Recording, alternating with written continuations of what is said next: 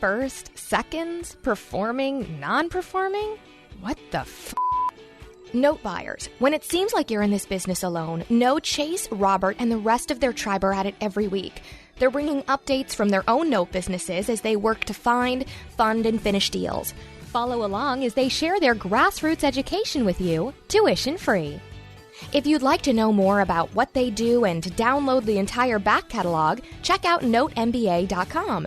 Now, here are your hosts, Chase Thompson and Robert Woods. Alrighty, guys, there's a little bit of background noise on today's episode. Right off the top, we'd like to apologize for that, but not really. Because we're not really sorry there's background noise. We're actually working. Yeah, we are coming live to tape, I think is what you would call that, from Houston, Texas. My sort of background coming out from San Antonio at a Lifestyles Unlimited Expo, REI Expo bit down here in Houston, Texas. Yeah, there's a lot of people running around. There's a ton, and it's the point of all of this is, the reason why we're sorry not sorry that there's the background noise is that this is a key part of the business. Getting out, networking, wherever it is that you happen to be in the country, these types of things are happening, and you need to be there. I think it reinforces, we got the meetup set up, and there's some other groups. It's get out and network, and this is just another opportunity to talk about what we do, meet some other people that are doing what we're doing. We're actually interacting with other people. And so maybe you're at home, you're in Philadelphia, you're in LA. Get out, go to a meetup, go network with some other real estate people. Don't tell me you're an investor if you're not out meeting other people doing what you're doing. Exactly. And so because of all of that, today's show will be a little shorter, but we still have some really great content for you guys. And on the topic of getting out there and things like that, what I wanted to share with you first coming up for today is actually an email marketing strategy, as it were. I had a template that I sent out my emails from. This is the standard way I set up my emails, and I'm going to be putting it up on the website as kind of another semi-case study that we had from last week's show. If you have not checked out last week's show notes, go in there, download that case study. It's about the note that we were talking about on the show from Miami. And this is, this week's case study is going to be a marketing case study, an email marketing case study, and how I changed up the template for how I was marketing and how it increased my conversion rate, my click-through rate by almost 500%, which is insane. I'm happy with the click-through rate. So, yeah, right. So, clearly I'm the marketer. I'm super pumped. I think it worked. I think 500% increase means something different worked. Yes, exactly. And so it was actually a template and a strategy I got from another email marketer. It just speaks to a few different things. One, taking action when you get advice or when you get tips from people you respect and people you think that are actually doing something in the marketplace. Hopefully that is someone that we are starting to become within this marketplace. So it's about taking action. And then number two, telling others, right? Like share your wins. Hoarding everything isn't going to do you any good. And so it doesn't bother me at all to share these types of bits of information that we get from you guys. So be sure to check out the case study on the site about how you can improve your open rates, your click-through rates, and things like that on the emails you're sending out. And if you're not sending out emails, I don't know what to tell you. You're not working if you're not sending out emails. No, it's got to be done. It's got to be done. So follow this strategy, follow this template that I'll lay out for you guys, and without question, it's going to increase the likelihood that you're going to close more deals. So here's a quick plug, and the thing that's great about that template, we talk about it, we don't talk about it enough, but if you go to www.notehustle.com, that's Chase's little baby, and Chase is the marketing master behind everything we do at Note MBA, and this template is a little free piece of cake that he has cut off for you from his done-for-you projects that he does for a lot of clients all across the country, helping them to develop their note business, apply it to the real estate business. It actually will apply to any business you're doing if you get up off your and just do it. Send the email out to your group. Yeah, no, it's just that simple. It's just that easy. If your database is 10 people large or 10,000 people large, it doesn't matter. You need to be emailing them. And so the next part of the show, what we wanted to cover was basically, we talk about it at the end of every show and in the middle of every show about sending us in questions, listener questions. For those that don't know, you can send those in at ask@notemba.com, or you can go over to the website and just jump into the comments section. So we're going to be diving into some of those questions that people have been sending in. Let's get on it. So we got an email from Cody Cox. So, Cody, thanks for listening. Thanks for actually taking the time to get out there and ask the question. Not a lot of people like to raise their hand, and we appreciate it. So one of the big questions you came up with is regarding a non-performing note acquisition and wondering about the due diligence when we actually have the collateral file on our desk.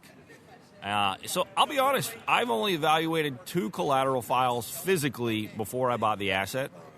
A lot of times what you're going to do, and we've talked about the variety of information you get from different note sellers and what they're going to give you up in advance. Some of them actually will give you PDFs, copies of the mortgage, the allonges, make sure everything's there.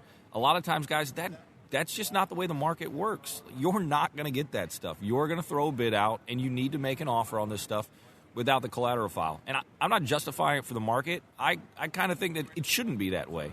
But the reality is, if this is what you're going to play in, this is the sandbox we're all trying to invest in, you got to adapt. But, Cody, one of the things, so we get the due diligence file, and we're actually looking at it.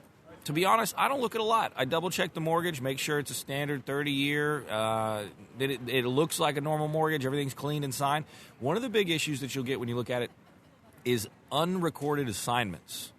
Guys, I think 95%, 1 out of every 20 mortgages, is going to have recorded assignments. Those other 95%, those other 19 assets, you're going to shell out some cash from your pocket, whether you're using Richmond Monroe or CSC, to take care of getting those assignments recorded. That way you're making sure you're updated. You know what's going on with the taxes, if there's another lien that's put on the asset.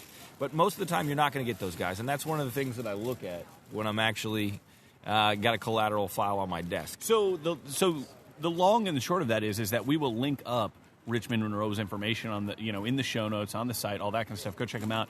But really, they're the ones that you're paying to do that, right? I mean, they're going out, they're doing that basically after the collateral file gets in due diligence, if it's necessary. Yeah, and aside from just looking at the collateral file, one of the other things you're going to look at, spend the money to get an O&E report, an ownership and encumbrances report. Take a look at title. That's going to tell you one of your exit strategies. If you find out you've got a second behind your first, you've got liens from a hospital, maybe it was a medical accident. You hear about that a lot of times when people got in a tough spot, and you see liens from a hospital or maybe a car insurance company. You already know through that portion of your due diligence that a deed in lieu is not a real option unless you want to sit there and negotiate the second, negotiate all the other liens that are attached to the property. So in your experience, though, you said spend the money, get the O&E and all that kind of stuff. Are you surprised people are not doing that with the amount of money that they're putting into a deal?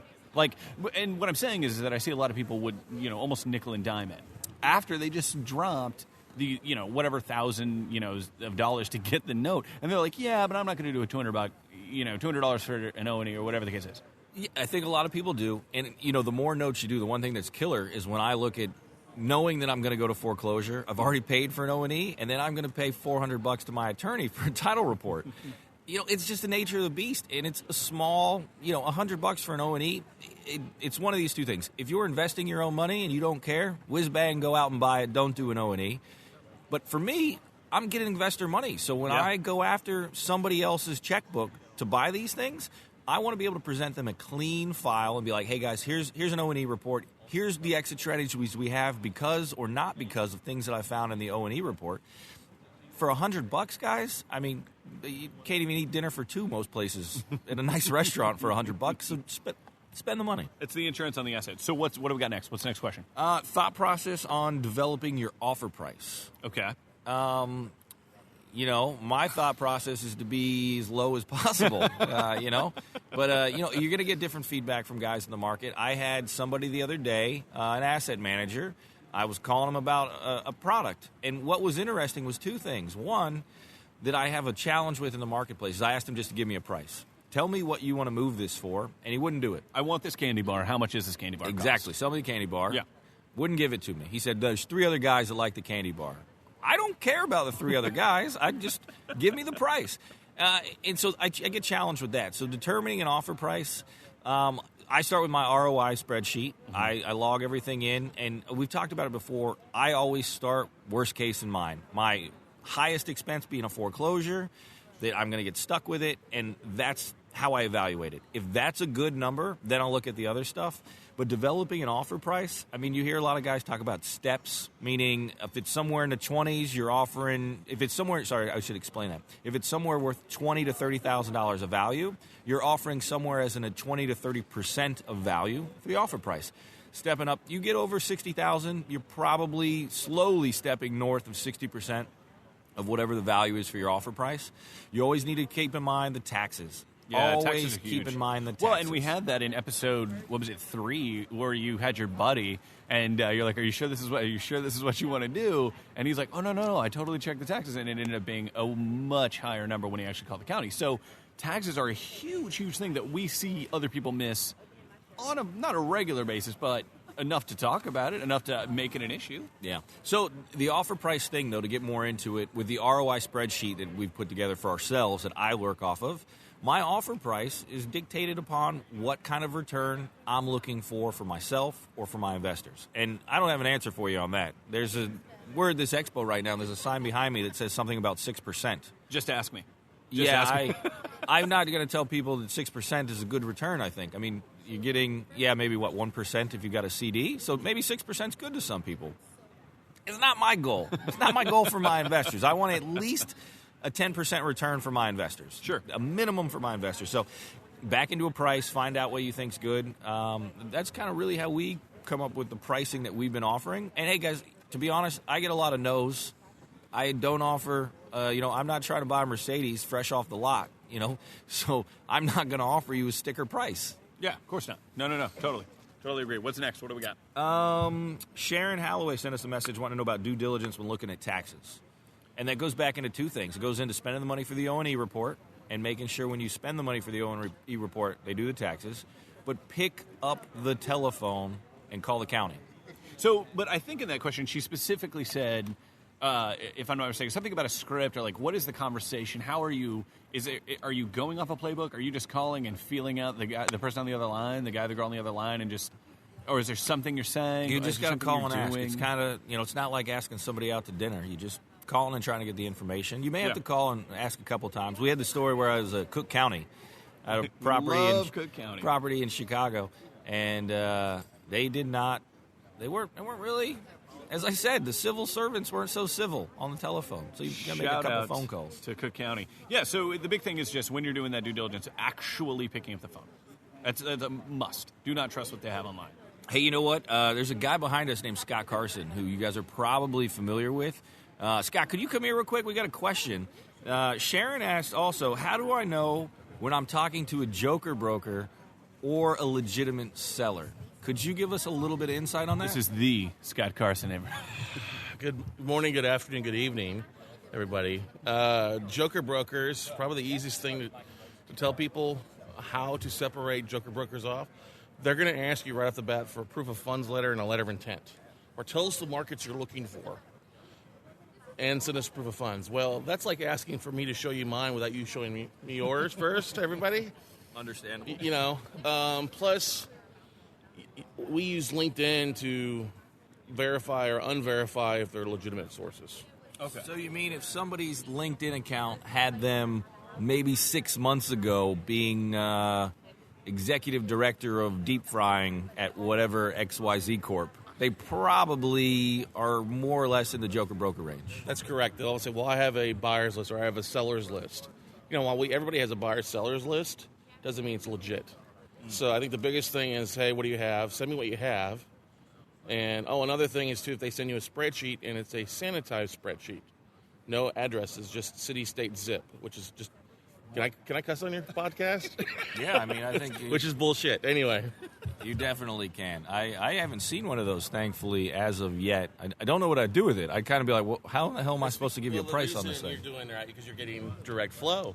Oh, you listen mean I'm and getting good deals. You know how to do stuff right, Robbie. Same thing with Chase, yeah. Oh. Yeah. And what you got to realize, everybody, is LinkedIn, while it's great, it's also full of a lot of people that want to be stuff.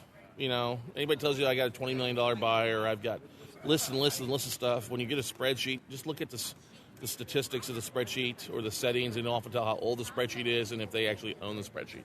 So is it a lot like when people say no one's life is as good as they make it sound on Facebook, and they're not as employed as they sound like they are on LinkedIn? I guess you can say that. Yeah, that's definitely good. Hadn't heard that one before, but yeah, definitely. I mean, don't get me wrong, we all got to start somewhere, and you try to, you walk the walk if you can, and you want to project yourself good, but honestly, some people just shoot themselves in the foot because, yes, they were the lead VP of frying at Hamburger U, or they got an unprofessional photo, or they're just trying to recycle lists that are floating out there, and that's unfortunate. Sounds good. Well, so Sharon, I hope that helps you as you're trying to source out who's the Joker broker or not. If you need some help, send us an email. Maybe we can find something for you. Scott actually seems to be a pretty good resource for my business so far. I'd have to say that I'm a big fan. Yes, so Sharon, you get a listing. Sharon's got my contact information. Sharon's great. I mean, everybody's got to start somewhere, and Sharon's relatively new in the no business, less than a year. And I think coming from definitely a military and armed forces background, which is awesome. Hey, we are big fans of that. But just be serious about it. Know your top 5, 10 markets. Don't be afraid to pick up the phone and call the banks, and ask. I mean, there's some legitimate brokers out there, but there's a lot of joker brokers. So if you're calling them, I guess that's a good way to say you're getting rid of the joker brokers. If you're reaching out, well, and it goes doing back to we talk about networking all the time. We just got to talk about actually calling the tax office, accounting offices, and things. Pick up the phone, call, get them on the line, and all of a sudden either they're falling apart or it sounds like a legit deal. If it sounds too good to be true, like they've got all the sources and all the deals that nobody else does, they're probably recycled list stuff that I bought 6 months ago. All right, so we're out here, like we said, at the Lifestyles Unlimited Expo. Scott, you got anything to send up everybody away with? Like one parting advice that you'd give them for the show today? My Jerry Springer final thought of the day? Yeah. Well, it's a little early. It's 11 o'clock, or it's 10 o'clock. Not here. As many bouncers here either. not as many crazies. Steve, we have Steve here. Here's Mark Gold. I will say, I'll tell you this. This is a little something that came to me last night in my sleep. There is no easy street on the way to the city of success. No easy street on the way to city of success. You've got to put in the time. You've got to do the work. You've got to do due diligence. You got to order your O&Es. This is going to be a very easy business if you put your vendors in place right, but it doesn't happen overnight. You've got to put some work into it. If you think you're going to get rich in 30, 60 days, go do something else. Go sell soap on a rope. Buy scratchers. Buy scratchers. Buy scratchers? Yes. I was thinking. I didn't hear the buy part. I think just the scratcher part. So I was like, somebody got an itch. They need some. That's a service-based business now. That's a service-based business. You can outsource that. That's a good bit. I like that. Outsource your scratching. That's nice. That's fabulous. No, I appreciate that. I got an itch right here, Robert. Can you take that for me? I'm glad this isn't a video show. No, we appreciate that. We've all got the faces for TV. Yeah. No, so we appreciate that, guys. As always, be sure to send those questions in at ask@notemba.com. You can also go over to the website, click the Ask button. You can hit us up on WhatsApp. Send us an email. Put it in the comment section. We appreciate you guys. Be sure to give us a rating and review over on iTunes and subscribe if you get a chance. Thanks, guys. Hey, one thing, too. If you've got a chance to check out that case study, can you give us a little bit of feedback? Tell us what you liked about it, what we changed, how we can lay it out a little bit better for you. We want to make sure we're bringing you at least one case study a month, but we want to make sure you're getting value out of what we're putting out there for you. Yeah, for sure. Thanks a lot, guys. We will catch you next time. Have a good one.